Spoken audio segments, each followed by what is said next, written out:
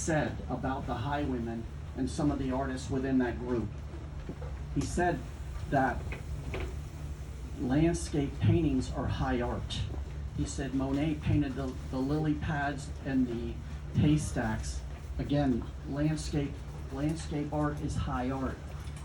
He said the Sistine Chapel was painted quickly. It had to because the plaster was drying. These are the things that he said on stage in Manhattan.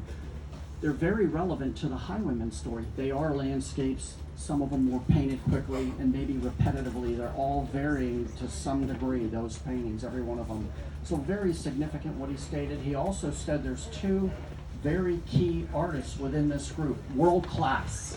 Can anybody guess who those two artists are in this group? Who do you think they are?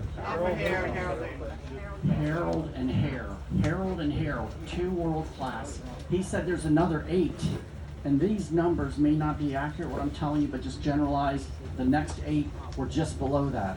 Then the other 8 below that were exceptional, and then the last 6 painted with each other. So that's what he said. It was great conversation. Again, very well received in this facility.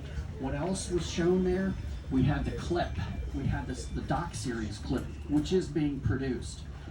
So that was displayed there, again, in this very prominent location and audience that was able to see that. It had a very big reception, very good.